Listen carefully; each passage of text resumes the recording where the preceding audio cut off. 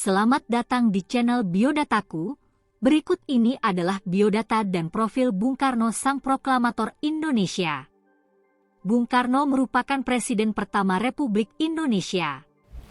Nama kecilnya adalah Koesno Sosrodihardjo dan biasa dipanggil dengan Bung Karno, Soekarno dan Pak Karno.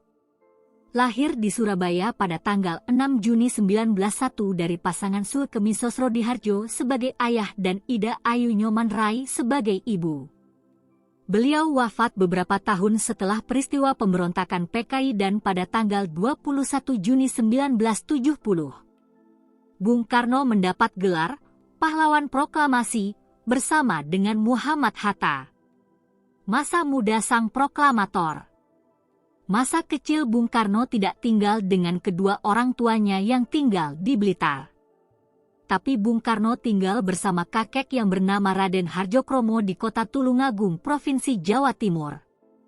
Bung Karno muda sempat bersekolah Tulungagung meski tidak bisa menyelesaikan pendidikannya karena harus ikut bersama dengan orang tuanya pindah ke kota Mojokerto. Di Mojokerto, Bung Karno kemudian bersekolah di Eerste Inlandse School yang waktu itu ayahnya juga bekerja di sekolah tersebut sebagai guru. Namun Bung Karno pindah ke LS, Europese Lagere School, pada tahun 1911 yang setara sekolah dasar agar bisa dipersiapkan untuk masuk di HBS, Hoger Burger School, di Surabaya. Setelah menyelesaikan pendidikan di HBS pada tahun 1915, Soekarno lalu tinggal di rumah seorang tokoh besar bernama Haji Umar Said Cokroaminoto atau biasa dikenal dengan Haji O.S. Cokroaminoto yang merupakan sahabat dari ayah Soekarno. Haji O.S. Cokroaminoto adalah tokoh pendiri Serikat Islam, SI. Di rumah Cokroaminoto, Bung Karno berkenalan dengan para tokoh besar pemimpin Sarekat Islam, SI, seperti Abdul Muiz dan Haji Agus Salim. Bung Karno dan persahabatannya. Di mayoritas biografi Bung Karno yang ditulis, dijelaskan bahwa Bung Karni cukup akrab dengan Alimin, Muso, Semaun dan Darsono yang kelak dikenal sebagai orang-orang berhaluan kiri. Lalu ada Kartosuwiryo yang nantinya akan mendirikan Darul Islam dan melakukan pemberontakan melawan sahabatnya sendiri yaitu Soekarno. Pada akhirnya, Bung Karno sendirilah yang terpaksa menandatangani persetujuan hukuman mati pada Kartosuwiryo yang sudah menjadi sahabatnya ketika masa muda. Para calon politisi muda itu tinggal di rumah Haji O.S. Cokroaminoto untuk belajar berorganisasi dan berilmu melalui Sarekat Islam, SI. Bisa dibilang, rumah Haji O.S. Cokroaminoto merupakan tempat mendidik para calon tokoh besar. Di sini jiwa nasionalisme Bung Karno pada bangsa Indonesia menjadi sangat besar. Soekarno juga pernah ikut menjadi anggota organisasi pemuda pada tahun 1918 yang bernama Trikoro Darmo. Beberapa saat kemudian berubah nama organisasi berubah menjadi Jong Java. Bung Karno bahkan sangat aktif sebagai penulis artikel di koran harian Utusan Hindia yang dimiliki oleh Cokroaminoto. Ketika masih tinggal di rumah Cokroaminoto, Bung Karno mulai belajar bagaimana cara berpolitik dan juga belajar bagaimana berpidato yang baik dan penuh keyakinan. Dia melakukan itu sendiri di depan cermin di kamarnya. Selain ilmu berpolitik, Bung Karno juga mendapat banyak ilmu di HBS. Pada tahun 1921 setelah lulus dari, Bung Karno muda kemudian pindah ke Bandung. Dia hidup di rumah Haji Sanusi.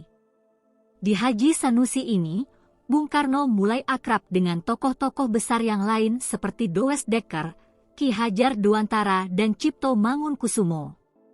Dari HBS, Bung Karno lalu masuk ke Teknische Hogeschool atau disingkat THS jurusan Teknik Sipil. THS inilah yang kelak berubah menjadi ITB atau kepanjangannya Institut Teknologi Bandung seperti sekarang. Pada tahun yang sama ketika kelulusannya yakni 1921, Bung Karno menikah anak sulung dari Haji O.S. Cokroaminoto yang bernama Siti Oatari.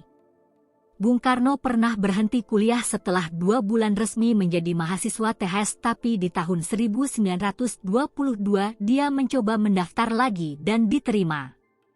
Dia mulai kuliah dan lulus 4 tahun kemudian pada tanggal 25 Mei 1926 dengan gelar insinyur. Setelah lulus dari THS, Soekarno memulai organisasi bernama Biro Insinyur Tahun pada tahun 1926 bersama Insinyur Anwari. Insinyur Anwari adalah insinyur yang mengerjakan rancang bangunan dan desain. Dia juga dengan Insinyur Roseno yang ahli merancang dan membangun rumah. Ketika di Bandung, Soekarno juga mendirikan Algemene Studi Club atau ASC.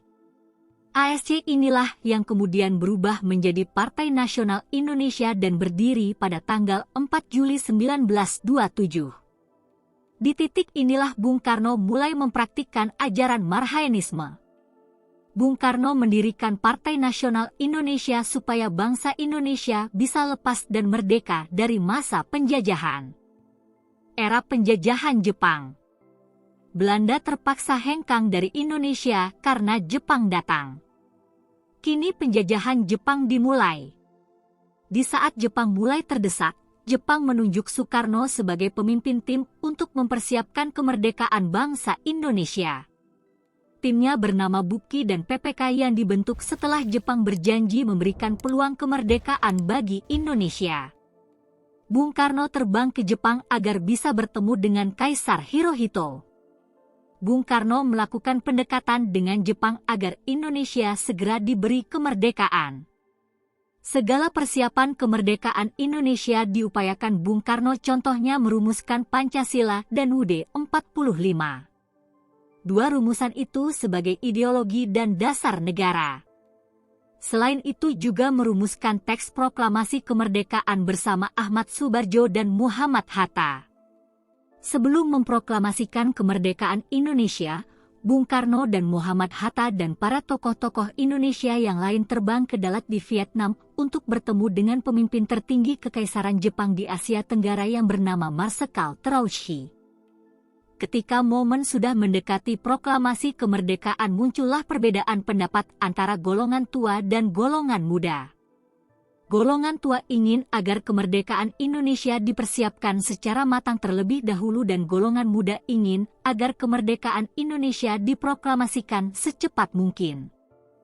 Karena perbedaan pendapat antara dua golongan ini, golongan muda menculik Soekarno dan Muhammad Hatta di tanggal 16 Agustus 1945. Dua tokoh besar ini kemudian diculik ke daerah Rengas Dengklok. Tujuannya agar memproklamirkan kemerdekaan Indonesia secepat mungkin serta menjauhkannya dari pengaruh buruk mulut-mulut Jepang.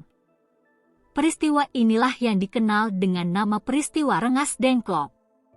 Ahmad Subarjo segera menjemput Bung Karno dan Muhammad Hatta setelah mengetahui kabar bahwa mereka dibawa ke Rengas Dengklok. Sultan Syahrir pun marah dan menyuruh golongan muda untuk mengembalikan Bung Karno dan Muhammad Hatta menjadi presiden pertama Indonesia. Bung Karno dan Muhammad Hatta memproklamasikan kemerdekaan bangsa Indonesia dari penjajahan Jepang di mana pada tanggal 17 Agustus 1945. Hingga hari ini juga diperingati sebagai Hari Kemerdekaan Bangsa Indonesia. Proklamasi inilah yang membuat Insinyur Soekarno dan Muhammad Hatta diangkat menjadi presiden dan wakil presiden pertama Republik Indonesia. Presiden Soekarno memimpin Indonesia sebagai negara yang baru berdiri. Waktu itu Indonesia bertahan dari banyak permasalahan yang sering mengacaukan stabilitas negara Indonesia. Cukup banyak konflik yang melanda Indonesia. Pertama kali adalah agresi militer pertama dan kedua yang dilakukan oleh Belanda yang berusaha kembali menjajah Indonesia. Kemudian meletuslah pemberontakan komunis yang dipimpin oleh musuh yang dulunya adalah sahabat Bung Karno dan Amir Syarifuddin. Tidak hanya komunis, ada lagi pemberontakan Republik Maluku Selatan, pemberontakan Permesta dan pemberontakan yang dipimpin oleh Westerling. Yang paling ironis adalah pemberontakan Darul Islam atau Dintei yang dipimpin oleh Kartosuwiryo karena dulu adalah sahabat Bung Karno semasa muda. Meskipun sering dilanda konflik di awal berdirinya Republik Indonesia, Indonesia mulai terkenal di mata internasional di bawah kepemimpinan Bung Karno. Cukup banyak tokoh dan pemimpin dunia yang menaruh hormat pada Bung Karno. Contohnya seperti John F. Kennedy, Presiden Amerika ketika itu. Dan tokoh-tokoh penting dari Blok Timur seperti Nikita Khrushchev dari Uni Soviet, Kim Il-sung dari Korea Utara, Mao Zedong dari Cina dan Fidel Castro yaitu Presiden Kuba. Tokoh revolusioner dari Kuba yaitu Che Guevara pernah bertemu dengan Bung Karno. Meskipun Indonesia waktu itu mengklaim sebagai negara non-blok, tapi pernah berhubungan erat dengan Blok Timur. Hubungan ini ditandai dengan pembelian senjata secara besar-besaran dari Uni Soviet dan juga ketika sedang melakukan upaya pembebasan Irian Barat. Selain pembelian senjata, Bung Karno juga membentuk poros Jakarta-Beijing-Moskow. Tentu poros ini membuat hubungan politik dengan Barat semakin memanas. Haluan Indonesia pun semakin mengarah ke kiri setelah Bung Karno mencetuskan nasionalis agama komunis atau biasa disebut dengan Nasakong. Hingga puncaknya meletuslah pergolakan politik oleh PKI pada tanggal 30 September 1965. Akhir masa jabatan. Meletusnya peristiwa PKI ini menandai akhir dari era Bung Karno. Jabatannya sebagai presiden berakhir dan Soeharto diangkat sebagai presiden. Anda perlu mengetahui tentang biografi Soeharto. Bung Karno kemudian menghabiskan akhir waktunya di Istana Bogor. Kesehatan Bung Karno semakin menurun, sehingga Bung Karno memperoleh perawatan oleh dokter khusus kepresidenan. Tapi sayangnya, tepat pada tanggal 21 Juni 1970, Bung Karno meninggal dunia di RSPAD Gatot Subroto, Jakarta. Kepergian sang founding father ke pangkuan Tuhan menyisakan luka dan duka yang sangat mendalam untuk rakyat Indonesia di waktu itu. Jasad dari Bung Karno dibawa di Wisma Yaso, Jakarta. Lalu jenazahnya kemudian dibawa ke Blitar untuk dikuburkan dekat dengan pusara ibunya tercinta yaitu Ida Ayu Nyoman-Rai. Itulah informasi tentang biodata dan profil Bung Karno. Semoga bermanfaat dan terima kasih telah menonton channel Biodataku.